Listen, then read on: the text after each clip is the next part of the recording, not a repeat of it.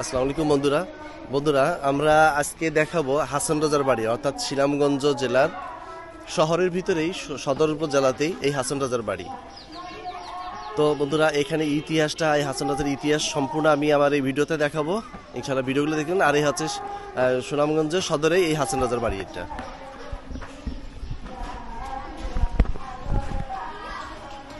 বন্ধুরা, এটা হচ্ছে গেট, আর এই গেট দিয়ে আপনারা ঢোকার প্রবেশের সময় এখানে মিউজিয়াম রয়েছে, হচ্ছে বাড়ি, আর এই হচ্ছে এখান থেকে আপনারা টিকিট কাটতে হবে। এইখানে ডিটেলস দেওয়া আছে, আপনারা দেখতে পাচ্ছেন। আর এখান থেকে টিকিট কেটে নিয়ে তারপর আপনারা এখানে ইতিহাস জানতে পারবেন।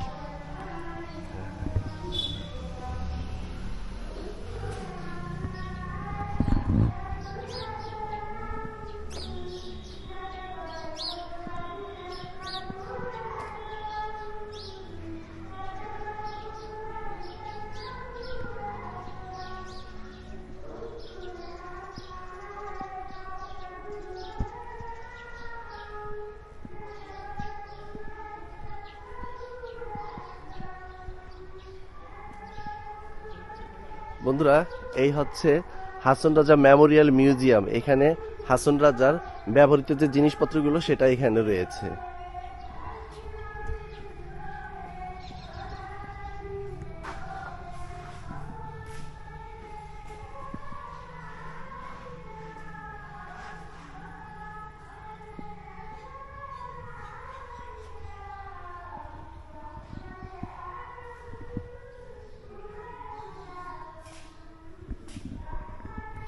বন্ধুরা, এখানে যে এই মিউজিয়ামে যে জিনিসপত্রগুলো রয়েছে এগুলো সবই হাসান রাজার ব্যবহৃত জিনিসপত্র। এটা ছিল ঘরের ব্যবহৃত মোমদানি, এটা হচ্ছে পানির পাত্র, এটা তলোয়ার, এটা যেটা দেখতে পাচ্ছেন এটা হচ্ছে তলোয়ার, এটা হচ্ছে তার স্ত্রীর সুরমাদানি। এবং হাসান রাজাকে নিয়ে যেসব বইগুলো বের হয়েছিল সেই বইগুলো এখানে সজ্জিত আছে। এটা হাসান রাজার স্ত্রীর ব্যবহৃত পানদান। এটা হচ্ছে কাঁসার বদনা।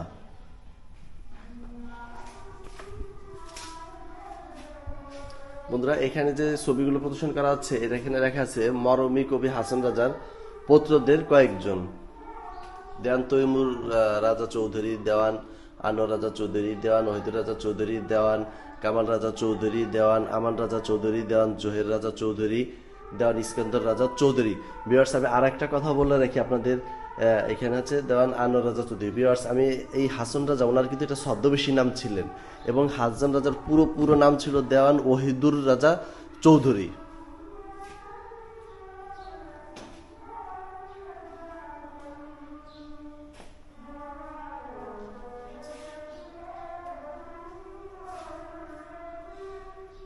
বন্ধুরা, আর এই মিউজিয়ামে এখানে রয়েছে, এখানে লেওয়া হাসান রাজার সংক্ষিপ্ত জীবন বিবরণী এখানে দেওয়া রয়েছে।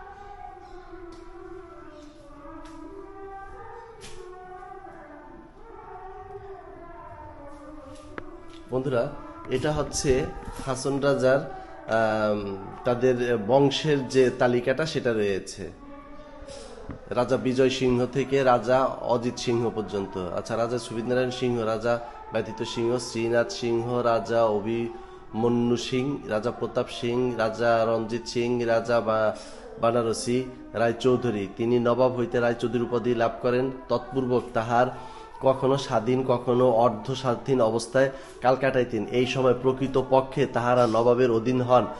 কাশীধামের জন্ম হয় বলিয়া তাহার নাম বানারসি রাখা হয়। রাজা বাবু রায় চৌধুরী থেকে রাজা বাবু খান চৌধুরী। বাবু রায় চৌধুরী ধর্মান্তরিত হইয়া ইসলাম ধর্ম গ্রহণ করেন। মুসলিম হওয়ার পর নবাব সরকার তিনি দেওয়ান উপাধি প্রাপ্ত হন। দেওয়ান বাবু রাজা চৌধুরী, দেওয়ান কাশোয়ার রাজা চৌধুরী, দেওয়ান রাজা চৌধুরী, আচ্ছা দেওয়ান আলম রাজা চৌধুরী, দেওয়ান আবেদুর রাজা চৌধুরী, দেওয়ান হাসান রাজা চৌধুরী তারপরে আসছে। আচ্ছা, এই হাসান রাজা চৌধুরী হাসান হাসান দেওয়ান হাসান রাজা চৌধুরী, যার জন্ম হচ্ছে 7ই পৌষ 1261 খ্রিস্টাব্দে, আর মৃত্যু হচ্ছে 22শে অগ্রহায়ণ 1329 খ্রিস্টাব্দে।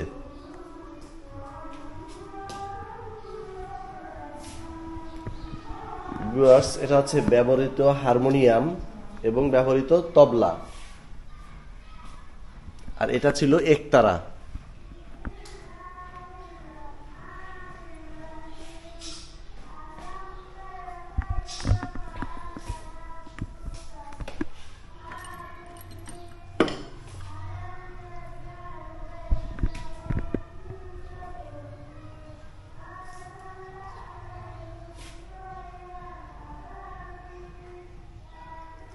বন্ধুরা, এখানে খুব সুন্দর একটা লেখা আছে, হাসান রাজার ভাঙ্গাতরি নাইজেকারি নাইকান্ডারি। বন্ধুরা, এখানে দেওয়া আছে হাসান রাজার স্ত্রীর ব্যবহৃত কলসি, এটা হাসান রাজার স্ত্রীর ব্যবহৃত কলসি এটা।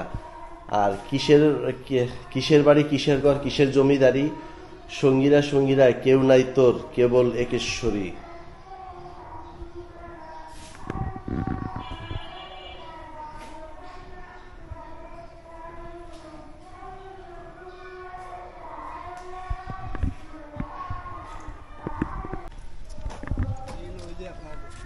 লেখা আছে হাসান রাজার বসতভিটা এখানেই ছিল।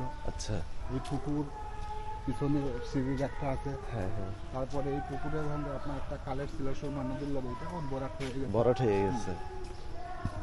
এটা কি, এইটা কি ছিল? ওইখানেই উনার বসতভিটা ছিল। এইখানে এইখানে এইখানে এটা উনি তো মাটির ঘরে থাকতেন, এই যে থাকেন, লেখা। হ্যাঁ হ্যাঁ। মাটির ঘর ভেঙে যাওয়ার পরে মানে ওনারা এই করলেন।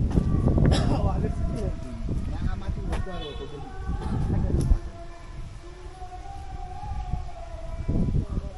বন্ধুরা, এখানে এই জিনিসটা ভালো করে লক্ষ্য করুন, এটাই মূলত হাসান রাজার বসত ভিটা ছিলেন। এখানে লেখা আছে যে 1854 থেকে 1922 সাল খ্রিস্টাব্দ পর্যন্ত এই ভিটার উপরে দাঁড়িয়েছিলেন মরমী কবি হাসান রাজার ছনবাস দ্বারা নির্মিত 8 চালা টিনের ঘর এখানে ছিল।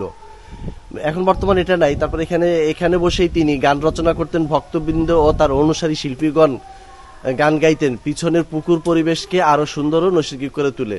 ভিউয়ার্স, এটা আসলে ওই যে আট চালার একটা মাটির ঘর ছিলেন, যেটা এখন সেটাকে এখন সংস্কার করে একটু রূপান্তর করা হয়েছে। বাট এখানে যখন উনি থাকতেন তখন এটা মাটির ঘর ছিল, যেটা বাঁশ এবং কাঠ দিয়ে নির্মিত।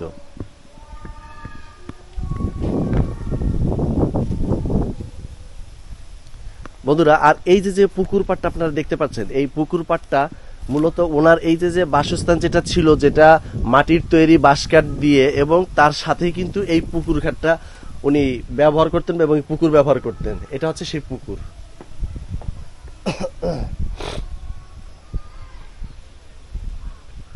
বন্ধুরা, আমি আরেকটা তথ্য আপনাদেরকে দিয়ে রাখি, এই পুকুরের সাথে একটা চ্যানেলের মাধ্যমে সুরমা নদীর সাথে এখানে একটা যোগাযোগ ছিল, কিন্তু পরবর্তীতে এটা ভরাট হয়ে যায়। ভরাট হয়ে এখন সেই সুরমা নদীর সাথে আর এই পুকুরের সাথে সেই নেই, সেই চ্যানেলটা নেই।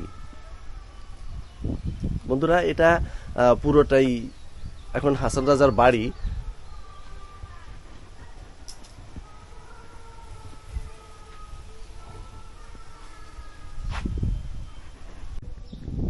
ভিউয়ার্স, আমরা আজকে চলে আসছি মরমী কবি, একজন গীতিকার, সুরকার এবং সঙ্গীত শিল্পী মরমী কবি হাসান রাজার বাড়িতে। বন্ধুরা, এখন আপনারা যেটা দেখতে পাচ্ছেন, এই যে ঘরটা, এটা তখন একটা মাটির ঘর ছিল এবং 8 চালা একটা বাঁশছনের একটা ঘর ছিলেন। আর এই ঘরেই উনি সাধনা করতেন, অর্থাৎ এখানে উনি গান রচনা করতেন, গান গাইতেন। ওনার যে ভক্তবৃন্দরা ছিলেন তারা এখানে আসতেন এবং এখানে বসেই ওনারা সেই সঙ্গীত চর্চাটা করতেন এবং সাধনা করতেন। ধানের গুলা করছিল, আর এটা হাসান রাজার আমলের মেরামত করা ঘর ছিল। আচ্ছা, এটা কিছু রিপেয়ারিং হয়েছে। আর এই পর্যন্ত ছিল আপনার, এই সারা এরিয়া পর্যন্ত হাসান রাজার ঘর ছিল। এটা কিছু ভাঙ্গা হয়ে গেছে। আর ওই আগে তো টয়লেট ছিল বাইরে, বাইরে কিছু ভাঙ্গা রুঙ্গা টয়লেট রয়ে গেছে। আচ্ছা। আর এই জন্য নদী পুকুর পাড়টা দেখতেছেন, জি, এই যে পুকুর পাড়, এই পুকুর পাড়টার এই পেটেও অনেক এরিয়া ছিল, অনেক জায়গা সাইডা দিয়া এই কিস্তি মানে নতুন করে মেরামত করা হয়েছে। আচ্ছা আচ্ছা। আর এইখানে যে হাসান রাজার প্রবেশ গেট ছিল এইটা, এই যে সামনে প্রবেশ গেট দেখতেছেন, এইটা ছিল হাসন রাজার, আর এইটার সামনে হাসন রাজার একটা কাছারি ঘর আছে।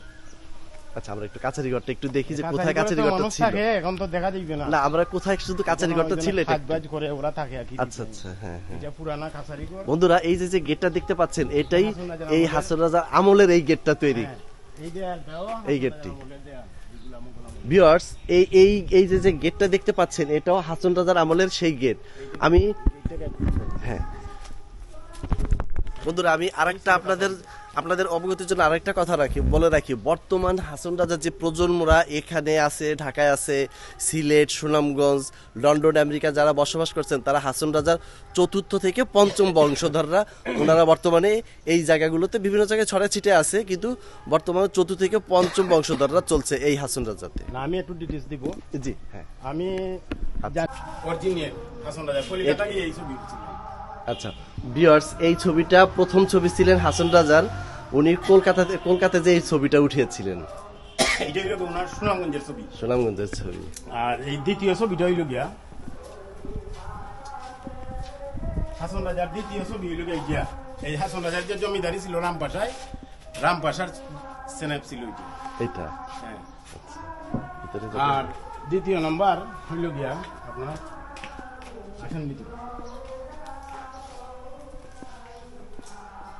এই লোকে হাসন রাজার পূর্বপুরুষের বংশ তালিকা। বংশ তালিকা, হ্যাঁ এটা আমি পড়ছি। হ্যাঁ, এটা আমি ঠিক পড়ছি এবং আছে, এটা- এটা দেখছেন। আর এই যে এই সেনেপটা দেখতেছেন, বিশ্বনাথ হাসন রাজার রামপাশার যে জমিদারি ছিল এটার একটা সেনেপ। আর এই লোকে হাসন রাজার একমাত্র বড় বোন ছিলেন সৈফা বানু সৈফা। হাসন রাজার। আহ, আর হাসন রাজার সাদা মাটা কবরস্থানের ছবি। হ্যাঁ হ্যাঁ। আর এই লোকে হাসন রাজার প্রথম পুত্র দেওয়ান গনিউর রাজা চৌধুরী। আচ্ছা, আর এই লোকে হাসন রাজার দ্বিতীয় পুত্র দেওয়ান হাসিনুর রাজা চৌধুরী। হাসন রাজা চৌধুরী। আচ্ছা, আর উনি হলেন গিয়া হাসন রাজার দ্বিতীয় স্ত্রীর ঘরের হাসন রাজার 3 নম্বর ছেলে দেওয়ান একলিমুর রাজা চৌধুরী। উনি সিলেট একটা মিউজিয়াম আছে, সিলেটে অবস্থান করতেছেন, ওনার বংশধররা আছে। আর এই হলেন হাসন রাজার 4 নম্বর ছেলে, হাসন রাজার শেষ স্ত্রীর শেষ ছোট ছেলে দেওয়ান আফতাবুর রাজা চৌধুরী। উনার বংশধররা এই বাড়িতে বিস্তার করতেছেন। আচ্ছা। থাকেন এখানে আছে হাসন রাজার ইতিহাস লেখা আছে, আর ইংলিশে বাংলায় হাসন রাজার গান অনুবাদ লেখা আছে আচ্ছা, এখানে। হ্যাঁ, হ্যাঁ। আর হাসন রাজার এই প্রথম নাতি দেওয়ান আনুর রাজা চৌধুরী, উনি ছিলেন হাসন রাজার শেষ জমিদার। শেষ জমিদার। শেষ জমিদার ছিলেন উনি, দেওয়ান আনোয়ার রাজা চৌধুরী। এই হাসন রাজার 7 জন নাতি আছে এখানে, 7 জন নাতির তালিকা আছে এখানে। আর শুধু একজন নাতি হাসন রাজার এখনো জীবিত আছেন, জীবিত আছে একজন। হ্যাঁ, ইস্কন্দর রাজা চৌধুরী। হ্যাঁ। আর এই লোকে হাসন রাজার ব্যবহৃত জিনিস। আর এই লোকে হাসন রাজার শাহী আমলের এটাকে স্টে বলা হয়, আমরা সুনামগঞ্জি ভাষায় কাঞ্চা বলি। আচ্ছা, আর এটাকে স্টে বলা হয়, এটার মাঝে যেমন ফল ফুট এটা নিয়ে হ্যাঁ। শাহী কাঞ্চা। শাহী কাঞ্চা, হ্যাঁ হ্যাঁ। কাঞ্চা কাঞ্চা। হ্যাঁ। আর এইটাই লোকে হাসন রাজার আমলে ক্যাশ বাস্ক। ক্যাশ বাক্স ছিল এটা না হাসন রাজার আমলে ব্যবহৃত ক্যাশ বাক্স। ব্যবহৃত ক্যাশ বাস্ক। এটার মাঝে কাঁচা পয়সা, আগে মুদ্রা, এটা রাখা। মুদ্রা রাখা হতো। এই যেন পাট দেওয়া আছে, জায়গায় জায়গায় যেগুলো আছে। আর হাসন রাজার এই লোকে হাসন রাজার একটা নৌকায় যে হাসন রাজা ভ্রমণ করতেন, হাসন রাজা এটা নৌকার মাঝে ছিল, এটা থাকতো, আপনি উনি গান লিখতেন ওইটার মাঝে রাখতেন। এই হাসন বন্ধুরা, আপনারা ভাবতে থাকুন যে উনি যখন নৌভ্রমণে বের হতেন এবং নৌভ্রমণে বেরোর সময় উনি তাৎক্ষণিক, ওনার আসলে মেধা শক্তি ছিল ত্রিখর। উনি যেখানে যেতেন সেখানেই একটা গীত রচনা করে ফেলতে পারতেন। আর উনি যখন নৌভ্রমণে করতেন, যখন গান লিখতেন, সেই গান লিখে এই বাক্সের ভিতরে ফেলা হতো, এই বাক্সতে। আর হাসন রাজা এই হলো গিয়া হাসন রাজার এটার মাঝেও এটা একটা ডেক, এইটার মাঝে হাসন রাজা আগের আমলে মানে একটি কাঁচা পয়সা এগুলা রাখতেন এইটার মাঝে, এই ডেকে। আর এই হলো গিয়া হাসন রাজার তো সবকিছুই দেখাইলাম ব্যবহার। জি। এক তারা দু তারা ছিল ওইটা।